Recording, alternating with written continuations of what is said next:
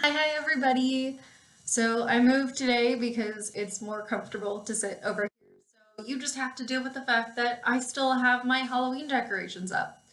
Sorry, not sorry. If I take them down, then I have this blank area of the wall that I just don't want to deal with because I hate white walls. So Halloween might just end up staying there all year long. I don't know. Maybe I'll find something for Christmas.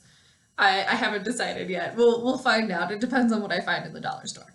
Last week, when I put up my video on how to be an English teacher, I got a flood of questions.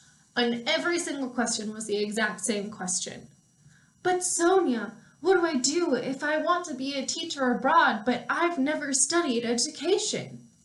Well, let me tell you right now, sweetie. Okay, sit down. Mama Sonia's gonna help you out. Who cares? I didn't study education. Half of my friends who are here didn't study education. Out of my group, I think only one of us actually was even a substitute or anything before coming here. Most people, at least for this program that I know of, have not studied education. And that's perfectly fine. It does not affect anything at all if you have not studied education because a lot of programs don't care. You are there to be an assistant native English speaker. So I am here as an assistant teacher. I am not the teacher. I do not lead class. I cannot be left alone with the students because that is not something I studied for. I haven't been certified for it. I am not the teacher.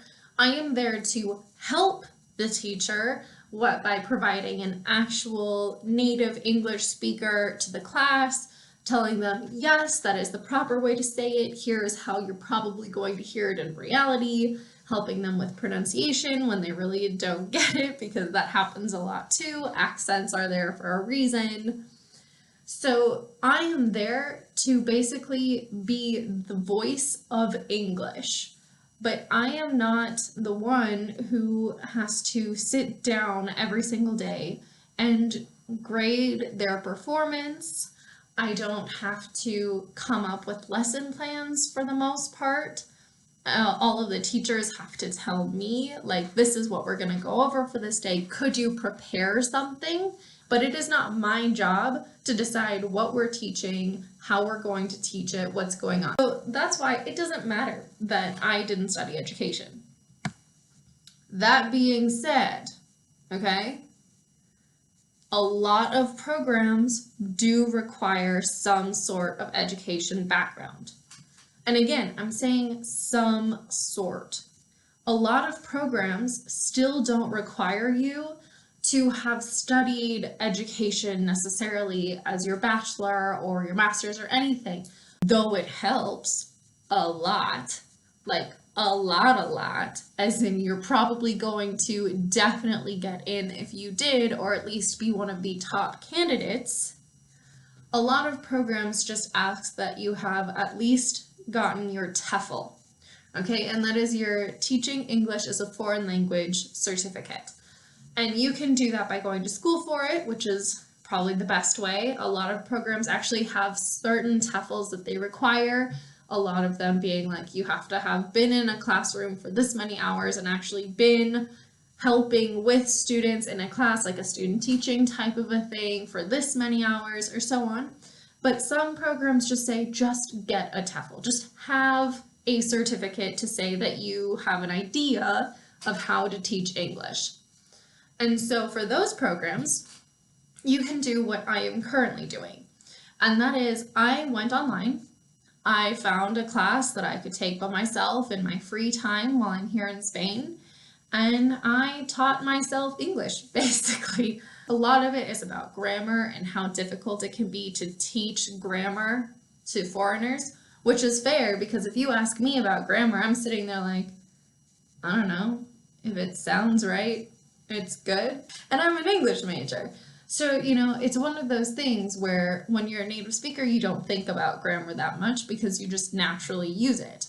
A lot of my lessons focused on that to help the students and to point out the fact that, hey, this is something you have to be aware of as an English teacher in a different country. And so right now I'm just working on that online and I'm basically done. I turned in my final project the other day, so fingers crossed that they like it because I don't want to do it again. So once I have that TOEFL, I can apply to a lot more programs for the following years. And it just basically opens up the possibility for me to go somewhere else if I decide that's what I want to do. And I did have to pay for it. It's a class, but some people, I know people have found lessons on Groupon or something like that where they got the entire lesson for something like $50. So you have to pay, but it's a college course, so of course you're gonna have to pay. But there's the possibility that you can find a really cheap course. Just be aware that it's probably not the best one. Because if you're comparing a course that you can get for $50 versus one where you're actually in the classroom with the students, with the children, learning hands-on experience, that's probably a couple $1,000s, maybe not a couple thousand, but you get the idea. Like, obviously there are better TOEFL courses, and the better TOEFL courses are going to open up more possibilities to you. That's just how it's going to work. But again, if you don't want to pay for that, obviously I'm in Spain right now teaching English, don't have my TOEFL yet, never studied education, but here I am. So keep in mind that even if you're like me, who never in a million years believed that she was going to be a teacher, but you decide, I actually feel like this is something I really want to do. I feel like it could be a lot of fun, a great experience, good for the children, for me to be there. Remember, it's always for the children. Like, it's not just because you want to live in another country. You are still a teacher. Like, you are still helping to teach, so make sure that you keep that in mind. It's very important. So you can go, you don't need any educational background, but again, kind of helps if you do. It just really depends on the program because everything in the teaching English abroad world depends on the program. Hope that helped, and until next time, bye bye.